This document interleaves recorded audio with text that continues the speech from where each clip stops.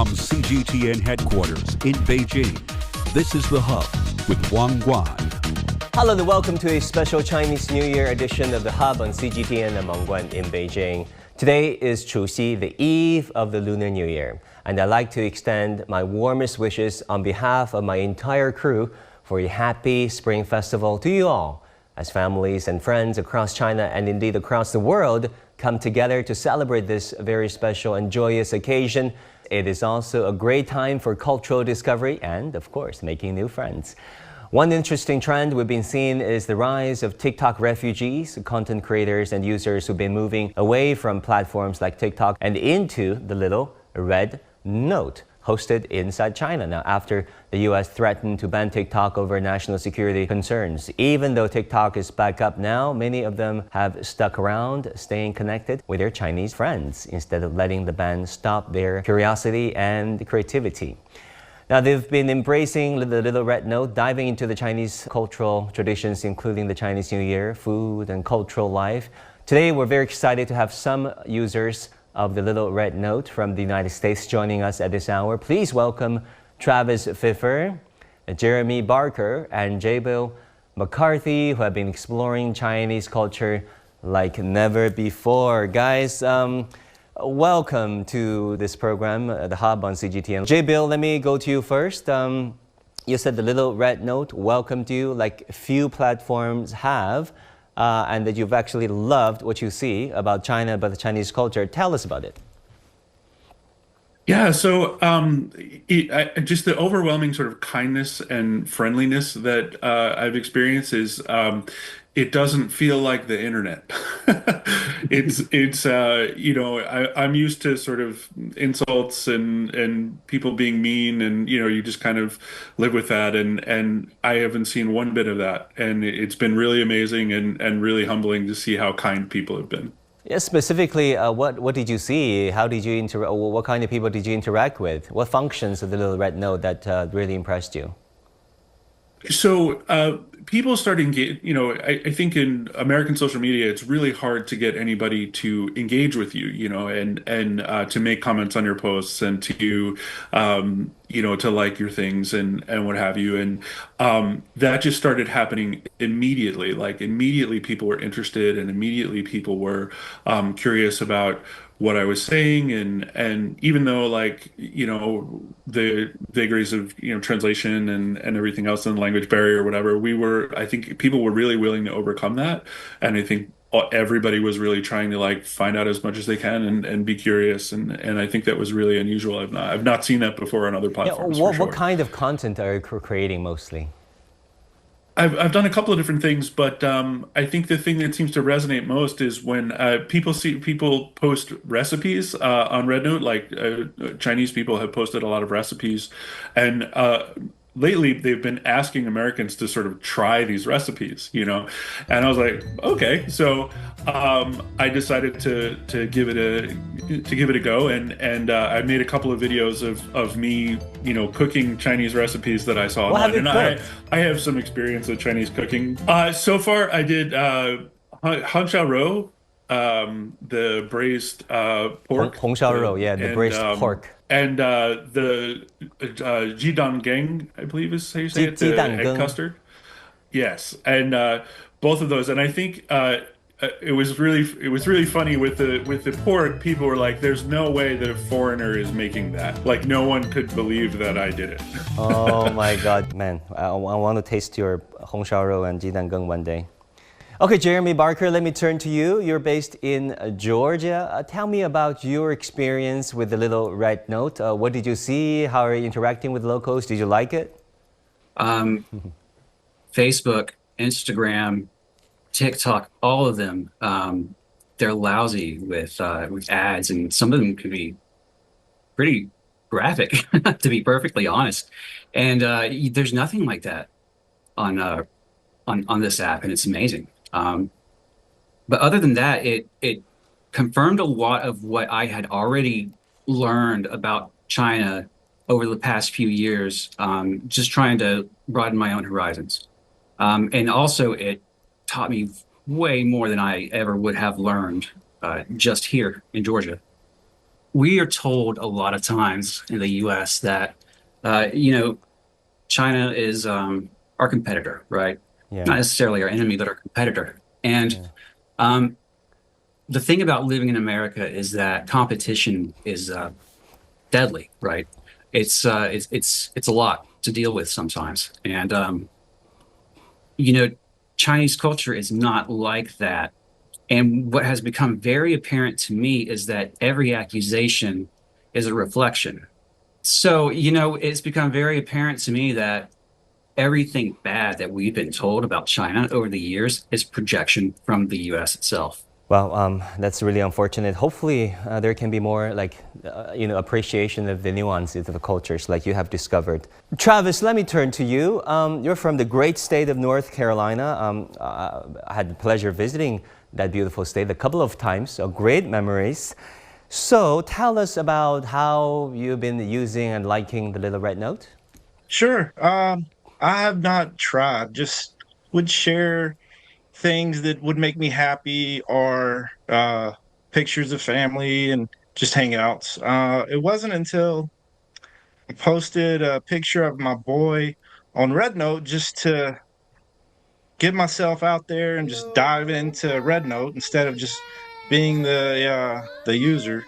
And everybody immediately just gravitated and in a way that it was so encouraging and welcoming to just be there that it was an amazing experience. They were welcome to China, welcome to and then they would say what city and say, come here, we'll show you around. Can't wait to see your boy. Let me pinch his face. It was a lot of Oh man. love and a lot of just Yeah. curiosity. Uh and like Jaybill and like Jeremy have stated, there was not the hate or the trolling or the constant commercial advertising. There was art, there was Yes. culture, there was Yes. humanity, there was beautiful things, there was music of all kinds. It was just an amazing experience coming from the American internet as it is.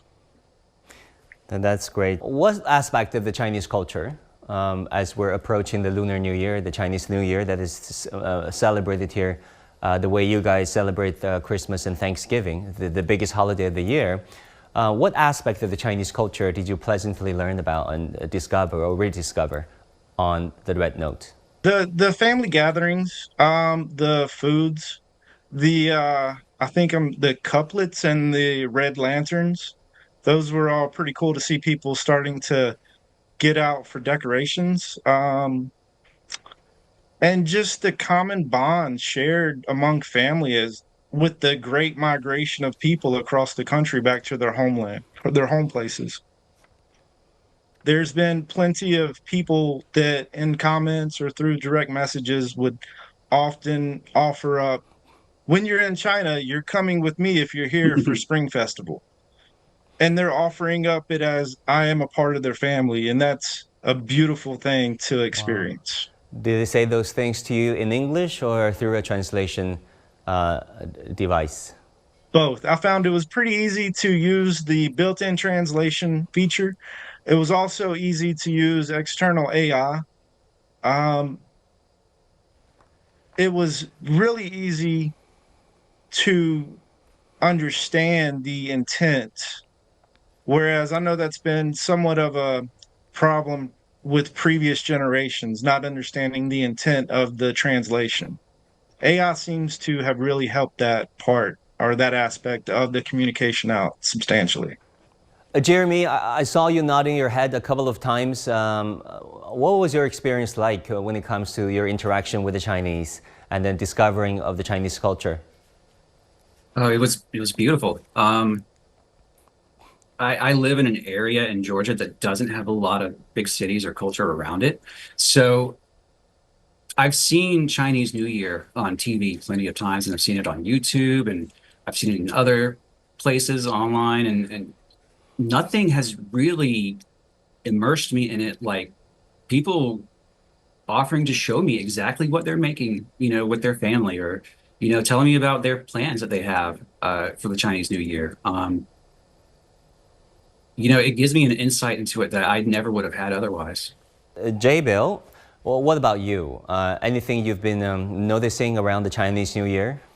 Two things. One, spectacular food. The food looks absolutely amazing. We are going to try and go to, in Portland, they do a big Chinese New Year celebration. So we're going to go and try and visit that. The other thing, though, is I love like we say Happy New Year or Merry Christmas or Happy Holidays, but the way that Chinese people greet each other during the New Year is just so beautiful and so poetic. There were two things that stuck out to me. One of them was, and I unfortunately don't know how to say this in Mandarin yet. I'm learning. May all your wishes come true. I just think that's such a fantastic way to wish someone and to start a new year, is just like, may all your wishes come true. And then the other one was something to the effect of like, may you get all of the money. And I just love that. I love that idea of how instead of just saying like Happy New Year, it's like there's specific intent about it. And I just thought that was so beautiful and so poetic. Do you fancy any trips to China, in the next few years? Getting a visa, grab a plane ticket, and hop on the plane and come to China yourselves? Travis, let me start with you.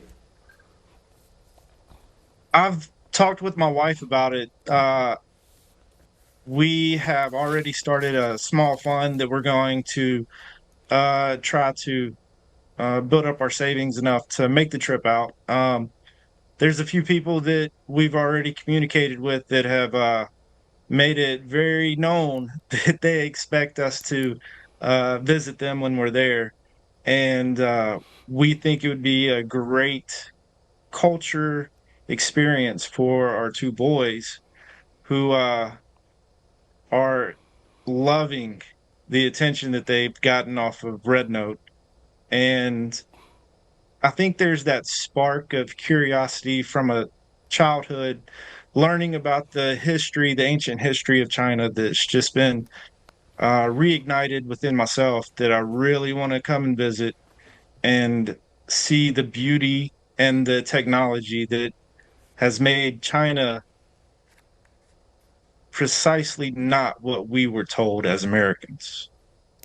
Great. You'll be more than welcome. Jaybill, any China trip expected or planned?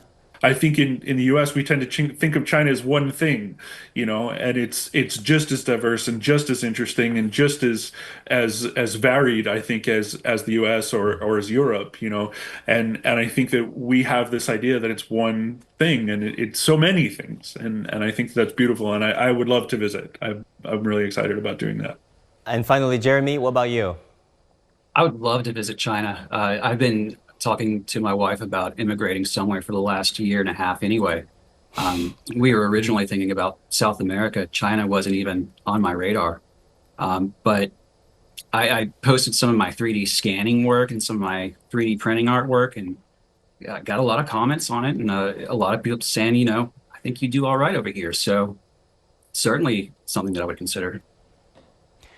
Great. Travis, Jaybill, and Jeremy, listen, you'll be more than welcome to stay in the Little Red Note. That's a personal invitation. I'll follow you guys. And of course, you're more than welcome to China one day. And happy Lunar New Year, the year of the snake, the year of 2025. Thank you so much for joining us at this hour. Happy New Year. An auspicious and jubilant time of the year. This is the CMG Spring Festival Gala. So, how long has this stage been here? How high can the stage go? How wide does the stage stretch? The Spring Festival Gala stage welcomes the world to join in on the feast and festivities.